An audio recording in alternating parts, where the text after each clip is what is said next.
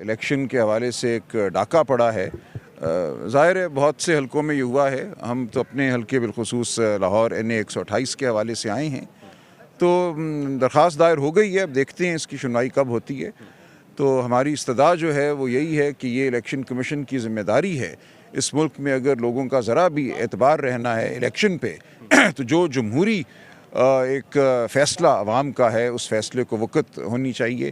یہ نہیں ہونا چاہیے کہ RO کے دفتر میں بیٹھ کر ایک فرضی نتیجہ جو ہے ایک رزلٹ بنا لیا جائے اور اس کے بعد ڈبے بھر دیے جائیں. تو یہ ہوا ہے، بہت بڑے پیمانے پہ ہوا ہے. یہ کہنے میں مجھے ذرا بھی تأمل نہیں ہے، میں اس کا خود گواہ ہوں.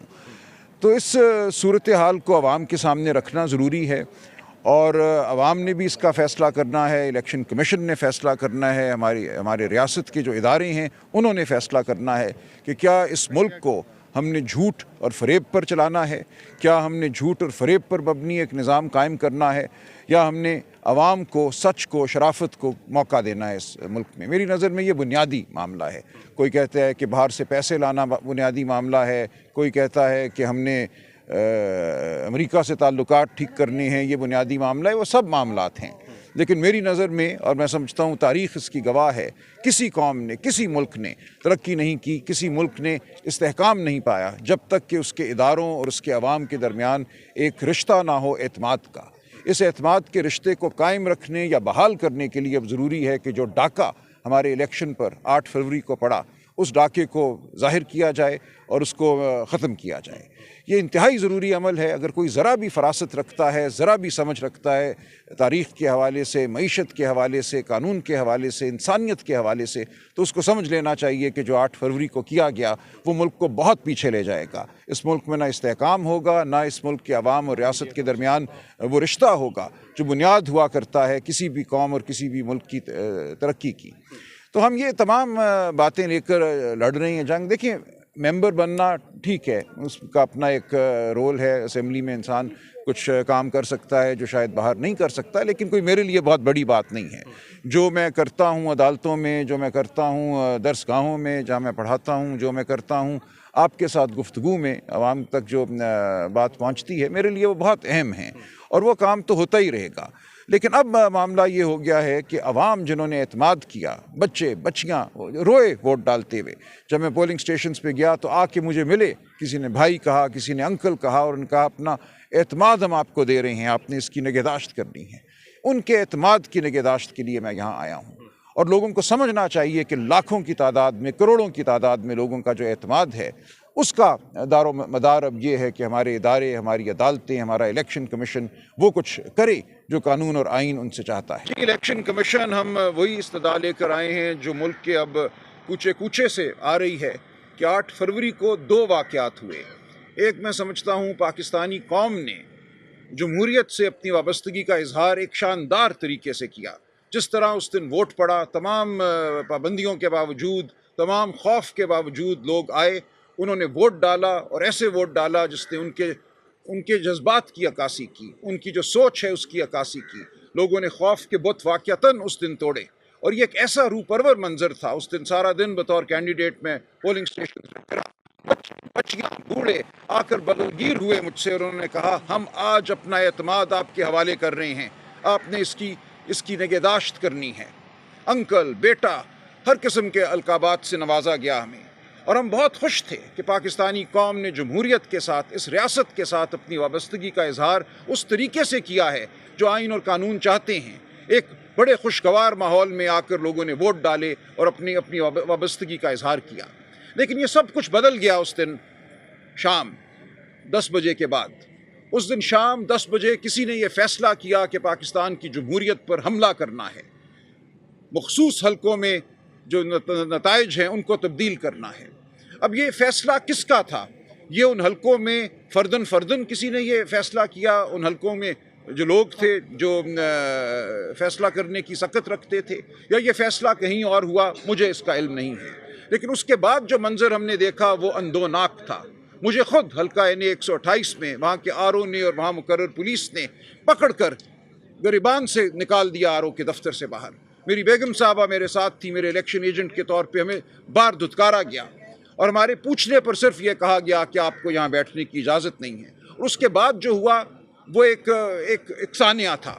ہمیں جو پریزائڈنگ افسر سے فارم 45 ملے جو کہ موصول ہو رہے تھے، ان میں 90,000 سے زائد کی لیڈ سے جیت چکا ہوں یہ الیکشن، یعنی 128 سے. لیکن اگلے دن 1 بجے جو فارم 47 شائع کیا گیا، اس میں میری جیت کو 12,000 ووٹوں سے شکست میں تبدیل کر دیا گیا. مجھے 1,60,000 ووٹ دکھائے گئے اور میرے مد مقابل کو 1,72,000، جبکہ ہمارے پاس جو فارم ہیں ان میں ان کے ووٹ 60,000 سے اوپر نہیں جاتے. لہٰذا ایک ایسا ہولناک عمل کیا گیا، 1,10,000 ووٹ جعلی جو ہیں وہ کہیں سے پیدا کر کے ڈالے گئے. یہ جمہوریت کی توہین تو ہے ہی، یہ ان لاکھوں لوگوں کی توہین ہے جنہوں نے اس دن باہر نکل کر ووٹ ڈالا. ہم اس توہین کے خلاف کھڑے ہیں جو اعتماد کو ٹھیس پہنچائی گئی ہے لوگوں کے، اس کے لیے ہم کھڑے ہیں، ہم لڑتے رہیں گے. یہ بتائیں کہ آپ اس سے پہلے مسلم لیگ نون ابھی جو الیکشن ہوئے اس کی بینیفیشری ہے. آپ میاں نواز شریف کے لیے کروڑوں روپے فیس لے کے آپ ان کے کیسز لڑتے رہے. آج آپ کو کیسا لگ رہا ہے کہ ان کی جماعت جو ہے وہ اس دھاندلی کے نتیجے میں حکومت میں آ رہی ہے؟ دیکھیے مجھے بہت افسوس ہو رہا ہے، ہم جو مقدمے لڑ رہے تھے 2017 میں، وہ کیا مقدمے تھے؟ ہم یہی کہہ رہے تھے کہ عدالتی عمل کے ذریعے رجیم چینج نہیں ہونا چاہیے اس ملک میں. عوام کو موقع دیں کہ وہ منتخب کریں کس نے حکومت میں رہنا ہے، کس نے حکومت میں نہیں رہنا. ایسا نہیں ہونا چاہیے کہ آپ JITs بنائیں، عدالتوں کو بٹھائیں اور ان کے ذریعے کسی کے نام پہ سرخ لکیر لگائیں اور اس کو باہر نکال دیں.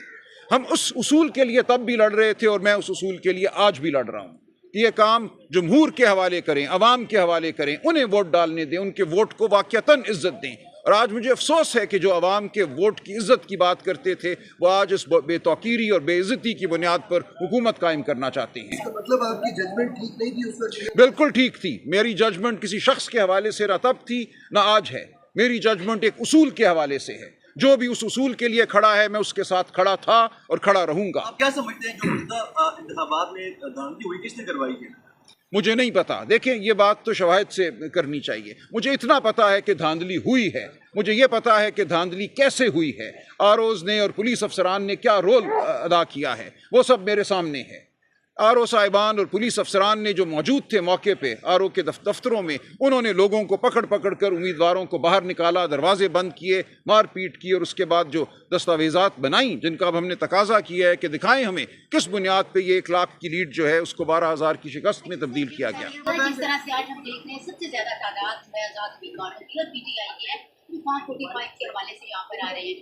آپ کو پورا من احتجاج بھی کرنے نہیں دیا جا رہا، تو کوئی ایسا لایا عمل ہے کہ ساری لائر کمیونٹی جو ہے وہ اکٹھی ہوگی؟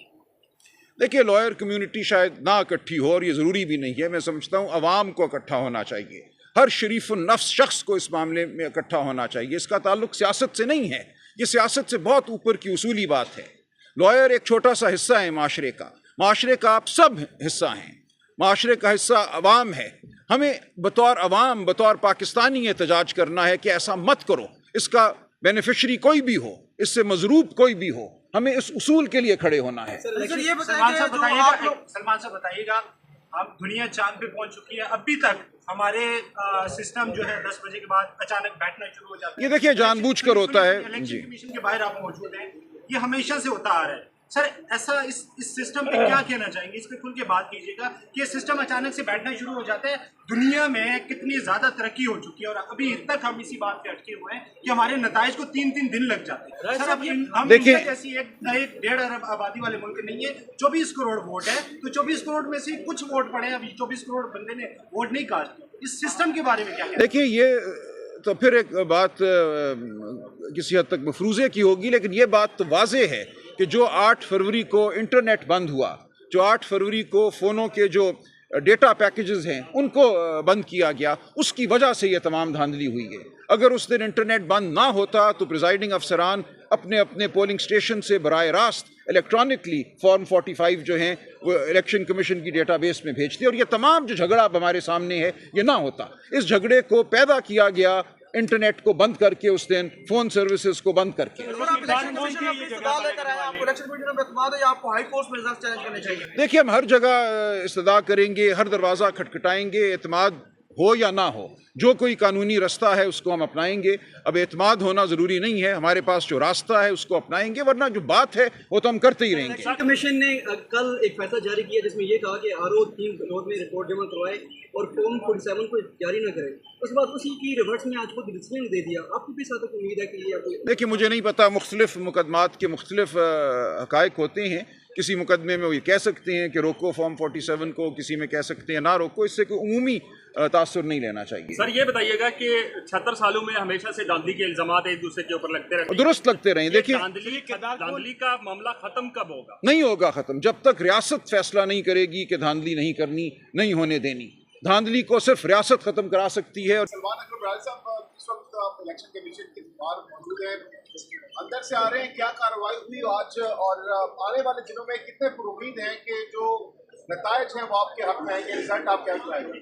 دیکھیے ہم نے اپنی آج استدعا جو ہے وہ دائر کی ہے، کل غالباً سنوائی ہوگی. دیکھیے امید کا ہونا نہ ہونا غیر اہم ہے. میرے لیے ایک جو راستہ ہے اس پہ میں نے چلنا ہے، وہ راستہ قانون کا، آئین کا راستہ ہے. اس میں یہی میرے سامنے ایک ذریعہ ہے کہ میں اپنا احتجاج جو ہے، جو اپنی استدعا ہے وہ آگے بڑھاؤں. اور جو ہوا ہے میری نظر میں وہ اتنی فاش دھاندلی ہے کہ کوئی بھی ادارہ، کوئی بھی جج، کوئی بھی الیکشن کمیشن اس کو جھٹلا نہیں سکے گا. انہی آروز کو چیلنج کیا تھا عمیر نیازی نے لاہور ہائی کورٹ کے اندر، اور سپریم کورٹ نے انہی آروز کو بحال کیا تھا. آپ کو لگتا ہے کہ یہ پہلے سے سارا کا سارا پلان کیا گیا تھا؟ دیکھیے میں اب سپریم کورٹ کے حوالے سے نہیں کچھ کہہ سکتا. انہوں نے تو اس لیے بحال کیا تھا کہ اس وقت دیر بہت ہو گئی تھی. آروز کی تعیناتی کو بہت پہلے چیلنج ہونا چاہیے تھا، اور غالباً کیا بھی گیا تھا. وہ پٹیشن لگی 2 ہفتے کے تعطل سے تھی.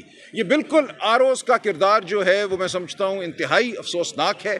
اور آروز کو ہم کہاں سے لائیں، آسمان سے لائیں، مجھے نہیں پتا. لیکن آئندہ الیکشنوں میں میں سمجھتا ہوں ہمیں ضرور جوڈیشل افسران پہ کو فوقیت دینی چاہیے، انتظامی افسران کو.